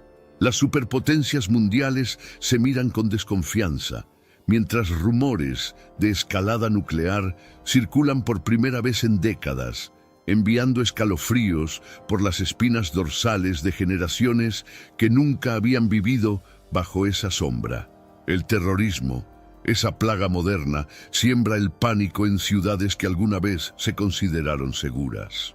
Las palabras proféticas de Jesús resuenan con una claridad sobrecogedora. En este mundo actual, vemos cada vez más personas yendo en contra de los principios tradicionales, y parece que lo inmoral está cada vez más presente. Es común sentirse desorientado y sin rumbo. Sin embargo, aún existe un camino para recuperar la verdadera esencia y restablecer los principios éticos en nuestra rutina diaria. Si te sientes perdido en medio de la confusión y deseas más claridad, tenemos algo especial para ti, un recurso creado especialmente para ayudarte a comprender el significado de estos desafíos actuales y enfrentarlos con sabiduría y valentía. Este es el verdadero valor de Caminos de la Revelación, descifrando la Biblia por completo, un camino hacia la claridad y la serenidad a través de sus enseñanzas. Lo mejor de todo es que está disponible ahora, en el primer comentario fijado. No pierdas esta oportunidad de transformar tu vida y descubrir el propósito genuino de estos desafíos. Ahora volvamos al tema principal del vídeo. Oiréis de guerras y rumores de guerras. Se levantará nación contra nación y reino contra reino. Pero antes, comparte este video con alguien a quien aprecias. Nuestra misión más grande en la tierra es difundir la palabra del Señor. ¿Sabías que muchas personas carecen de conocimientos por falta de contenido adecuado? Envíalo a ese grupo de WhatsApp o públicalo en Facebook. Estoy seguro de que no te arrepentirás. Y si te gustan videos como este, comenta abajo, quiero más. Así sabré si realmente lo disfrutas y definitivamente traeré contenido nuevo similar. Es como si una fuerza invisible hubiera drenado toda la paz del planeta, dejando solo tensión, miedo y la constante amenaza de violencia. El caballo rojo galopa con furia descontrolada y su jinete sonríe ante el caos que deja a su paso. Pero los horrores no terminan ahí. Cuando creías que las cosas no podían empeorar, aparece el tercer jinete montando un caballo negro como la noche más oscura. En sus manos lleva algo que ha aterrorizado a la humanidad durante milenios: una balanza. Esta no es una balanza de justicia, sino de escasez. Las voces celestiales proclaman precios que harían llorar a cualquier padre de familia. El salario de todo un día de trabajo a cambio de una simple porción de trigo, 3 porciones de cebada por el mismo precio. Es la profecía del hambre, del colapso económico, de un mundo donde las necesidades básicas se vuelven lujos inalcanzables. ¿Te suena conocido este escenario? Los precios de los alimentos han alcanzado niveles estratosféricos que habrían sido impensables hace pocos años. La inflación está aplastando a familias enteras, convirtiendo compras básicas en decisiones financieras complejas. Las filas en los bancos de alimentos se extienden más que nunca antes. Escasez de granos básicos, crisis energéticas que paralizan países enteros, combustibles que cuestan fortunas, reportes de hambruna que llegan desde África, mientras Europa enfrenta sus propias crisis económicas. Es como si el jinete del caballo negro hubiera entrado silenciosamente en nuestro mundo, pesando en su balanza diabólica el destino de millones de personas. Su presencia es sutil, pero implacable, y su impacto se siente en cada hogar, en cada familia que lucha por llegar a fin de mes. Pero aún falta el más terrorífico de todos. El cuarto jinete aparece montando un caballo de color pálido, del color de la enfermedad y la muerte. Su nombre mismo produce escalofríos, muerte. Y detrás de él, como una sombra siniestra, lo sigue el Hades, el reino de los muertos. La profecía es específica y aterradora. Se le otorga poder sobre la cuarta parte de la tierra para matar con espada, con hambre, con pestilencia y con las fieras del campo. Una cuarta parte de la humanidad. En números actuales, estamos hablando de aproximadamente 2.000 millones de personas. Hemos visto ya la sombra de este jinete pálido, las pandemias globales que paralizaron el mundo entero, enfermedades que cruzaron fronteras como si fueran inexistentes, terremotos que devastaron ciudades completas, inundaciones que borraron pueblos del mapa. Las guerras que mencionamos antes no solo traen violencia, sino que dejan tras de sí fosas comunes y ciudades fantasma. El hambre que describimos no solo causa sufrimiento, sino que lleva a millones al borde mismo de la extinción. Es como si la muerte personificada hubiera comenzado su macabra danza por todo el planeta, con el Hades siguiendo sus pasos para reclamar las almas que va dejando en su camino. Pero aquí viene la parte que realmente debería hacerte reflexionar profundamente. Estos cuatro jinetes no son eventos aleatorios o casualidades históricas. Son los sellos rotos por el Cordero, los juicios divinos derramados como preparación para algo mucho más grande y definitivo que está por venir. Si estos jinetes realmente están cabalgando en nuestros días, ¿qué significa esto para la época en la que vivimos? Podríamos estar ya en las etapas iniciales de esa gran tribulación de la que hablan las Escrituras. Pero esto es solo el comienzo de una historia mucho más grande. Porque si los cuatro jinetes están realmente entre nosotros, el resto de las profecías apocalípticas no puede estar muy lejos. Y la pregunta que todos debemos hacernos es esta: ¿estamos preparados para lo que viene después? Porque las Escrituras nos dicen que los sellos no se detienen con los jinetes. Aún faltan trompetas por sonar, copas de ira por derramarse, y una confrontación final que sacudirá tanto el cielo como la tierra. Pero antes de que eso suceda, hay esperanza. Jesús mismo dijo: cuando estas cosas comiencen a suceder, erguíos y levantad vuestra cabeza, porque vuestra redención está cerca. Sí, el mundo se tambalea.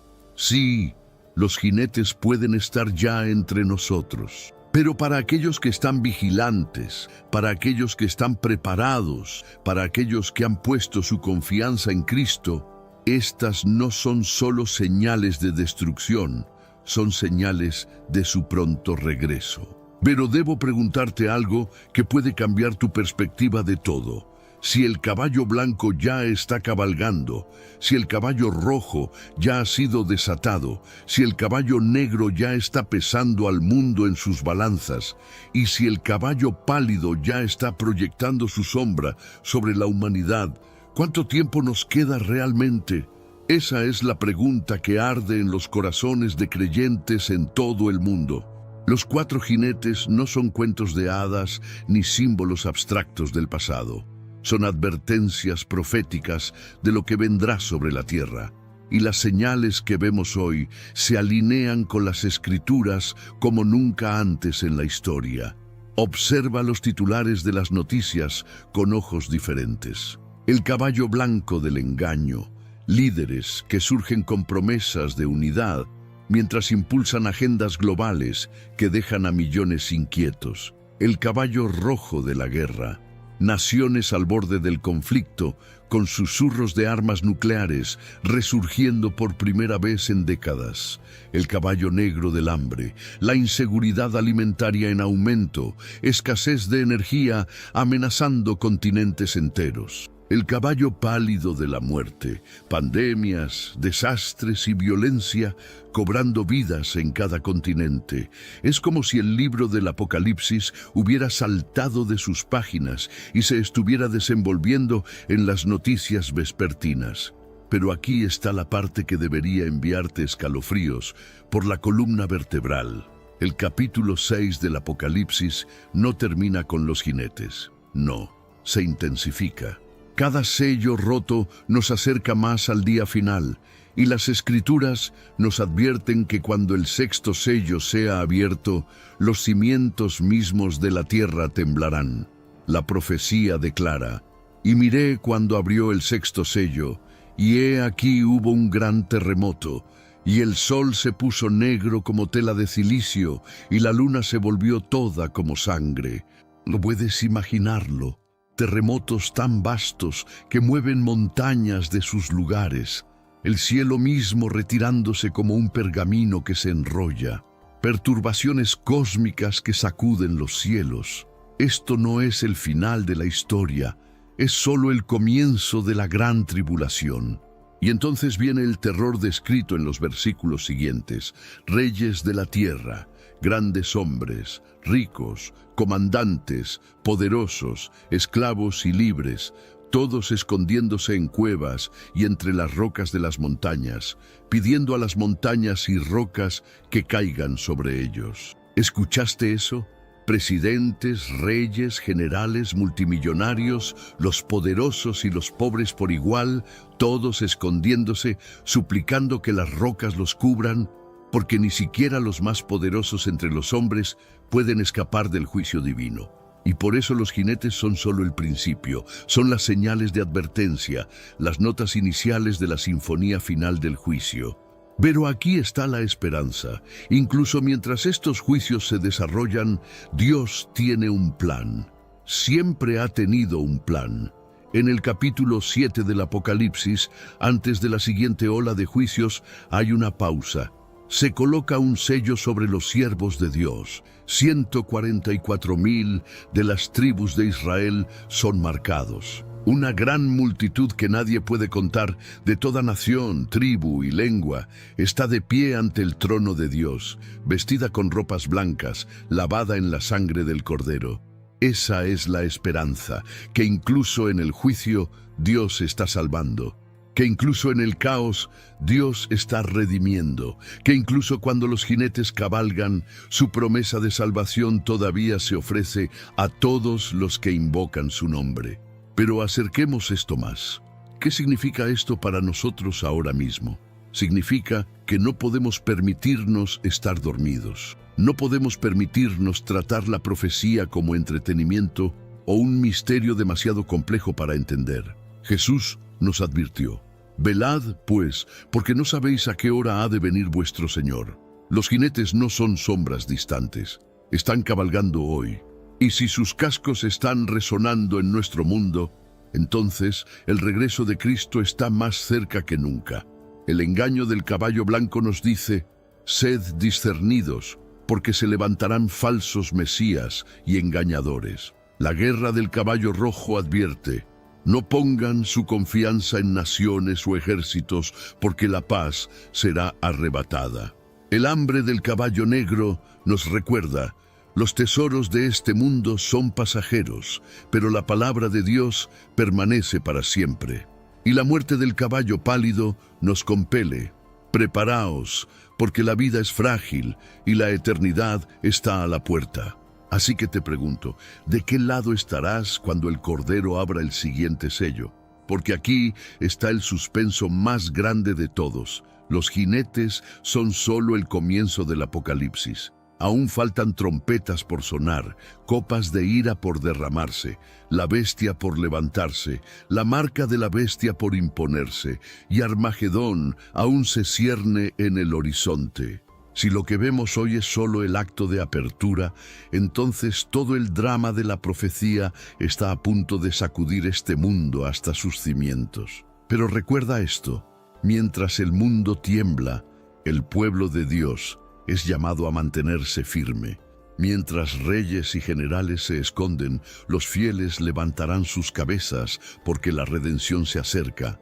Los 4 jinetes pueden estar cabalgando ya. La tierra puede estar temblando ya.